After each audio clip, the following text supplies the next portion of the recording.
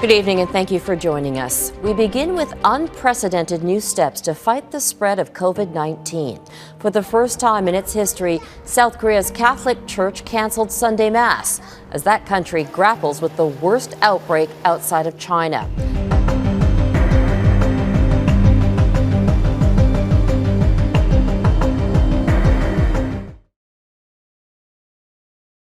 This morning, Washington state remains the center of attention as the coronavirus spreads quickly. All of the deaths so far involve elderly patients or patients with underlying health issues, most linked to a Seattle area senior center. While in New York, experts warn the virus will spread there after a healthcare worker contracted the virus, likely during a trip to Iran. She's now quarantined at home and does not need hospital care. In Miami, the school district is already preparing 250,000 laptops and tablets for students to work from home in case schools are closed. This is not the time for parents or teachers or students to be concerned with perfect attendance. If you're sick, don't come to school. President Trump on Monday met with drug company CEOs. When do you think you could have the vaccine? Pushing them to quickly develop a vaccine while seeming to contradict a timeline offered by Dr. Anthony Fauci, the nation's top virus control expert. Do you accept that this will take longer, probably, than you would like? I don't know what the time will be. I don't think they know what the time will be. I've heard very quick numbers, a matter of months, and I've heard pretty much a year would be an outside number. He's asking the question, when is it going to be deployable? And that is going to be at the earliest a year to a year and a half, no matter how fast you go. Hong Kong Harbour is usually one of the busiest in the world, with hundreds of ferries, cruise and container ships passing through every day. But as the coronavirus outbreak has worsened, the economy has slowed and the waters have become quiet. The situation is a lot worse in mainland China, where according to one estimate, lockdowns and business closures may have already cost almost $200 billion this year. But as the economic price of this outbreak goes up, the damage to the environment is going down. Studies show that a drop in coal and oil use in China have reduced carbon dioxide emissions by at least 25%, and levels of general air pollutants are also significantly down. Across key industrial indicators such as coal-fired power stations and steel production, there have been big reductions, 15 to 40% in each of those indicators. And in aggregate, we think something like 100 million tonnes of CO2 hasn't been emitted compared to last year. There are less emissions elsewhere too. Much of the global supply chain has been broken by the disruptions in China. Factories in countries like Cambodia and Vietnam can't get enough raw materials from China, so are slowing down or suspending operations. And the International Air Transport Association expects global demand for air travel to fall by almost 5% this year. In Asia, that number could be higher. Less demand means fewer planes in the air and a decrease in emissions. Breaking news we are continuing to follow for you. Iran says 50 people have now died from the coronavirus as the infection spreads across the Middle East. It has pandemic potential. The sudden increase in new cases is certainly very concerning. But World Health officials say the coronavirus outbreak is not there yet. We're not witnessing the uncontained global spread of this virus. Even as clusters of infections emerge outside China and a growing nervousness pervades two continents. This is not the time to focus on what word we use. That will not prevent a single infection today or save a single life. Amid fears of the first outbreak in Europe, small towns across northern Italy have been placed on lockdown. Police and military forces are checking every vehicle at the entrances to the towns. Barely a car on the road or people on the streets, as the number of cases in Italy skyrocketed since Friday from 3 to more than 200. South Korea also reported hundreds of new infections Monday, with the nationwide total surging past 830, more than half of those associated with a branch of a religious group. Across the world, stock markets dipped as the virus posed new threats. With the spreading of the coronavirus into Italy and South Korea, does this have companies shutting down? How does it affect tourism, for example? So this could all drop corporate profits, and as a result, the markets showed a lot of concern. Now over to space. Astronomers have just discovered the largest cosmic explosion since the Big Bang. The record-breaking gigantic eruption came from a black hole in a distant galaxy cluster millions of light years away. Explosion, Saya? Yeah, Manila, this story is so extraordinary. So what astronomers have discovered is the biggest explosion we have ever seen.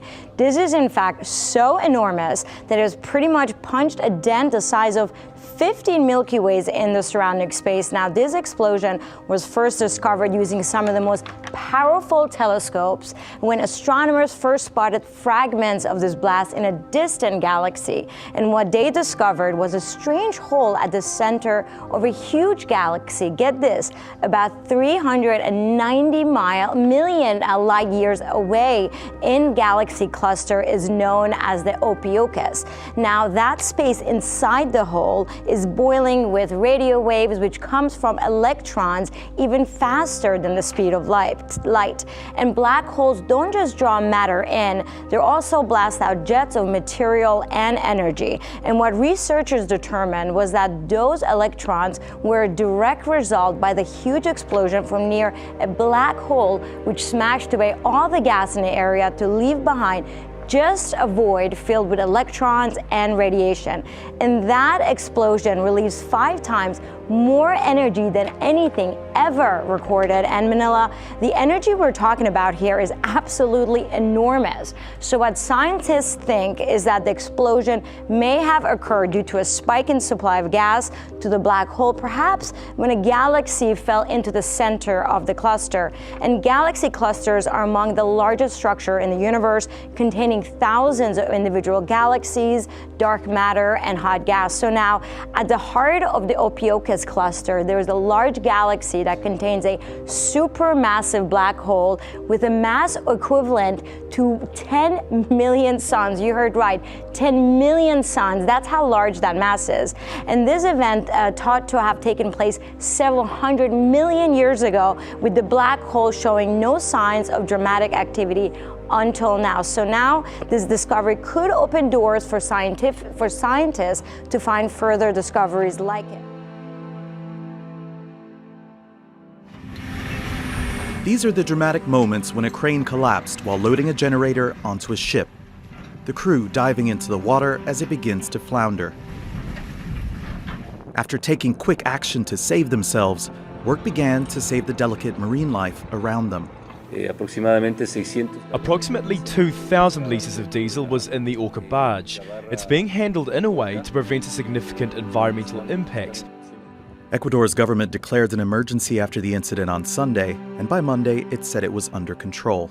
We shouldn't be relaxed about this. It's not a minor issue. If we hadn't reacted as we did, it could have been a lot more serious. The Galapagos Islands are home to dozens of vulnerable species found nowhere else in the world. The region's diversity helped inspire Charles Darwin's theory of evolution after he visited the islands more than 200 years ago. Half of the reptile species here are threatened or endangered. Marine iguana species were decimated during a 2001 oil spill that dumped hundreds of thousands of liters of fuel into the ocean. Scientists later discovered it killed 60% of marine iguanas on nearby Santa Fe Island. Early tests on animals nearby show no visible signs of damage from Sunday's spill, but the government says it's too early to see the impact on the ecosystem. This is one of the world's most fragile ecosystems. With threats like climate change already an issue, more will have to be done to prevent spills like this. Andrew Chappelle, Al Jazeera. Wrapping a day at work, Liam is here to collect cash from her bank account to buy basic needs. It's a regular habit, but she's having to take more and more each time. The market prices change not from one year to another, but from one day to another. And there has been a steep rise in prices in the past 2 days alone. I earned the same amount I've earned last year, but with the increase in prices, spending has become more than what we earn. Sudan's economy has been in a downward spiral for years. In 2011, it lost more than 75% of its oil fields with the creation of South Sudan. And 20 years of US trade and economic sanctions were lifted only 2 years ago. Previous governments tried cutting spending. The protests which followed eventually led, last April, to the fall of President Omar al-Bashir. But the pound continues to fall. Estimated 6 billion barrels worth of oil. The China National Offshore Oil Corporation and the French multinational Total have major operations here, including the Tilenga mega project, which is expected to produce 190,000 barrels a day. But there is a problem. Thousands of people who have been moved from their villages to make way for the development say they were forced to accept compensation of just $1,000 an acre, and that's not enough. Most of the people who took a cash compensation could not even afford to buy land elsewhere. So now they stay in rental houses in village centers like this one and rely on casual jobs to make a living. Fred Mesigwa refused the deal and says his land was worth more to him than the $3,000 he was offered. I was cultivating my land, I pay my school fees to my children, and I used to go to good hospitals. But after they came, their life became harder. They stopped me using my land. Dickens Kamugisha runs a non-profit organization that has helped Mesigwa and other farmers take the matter to court in France. He says the oil project will affect about 50,000 people in the western and central regions of the country. This is the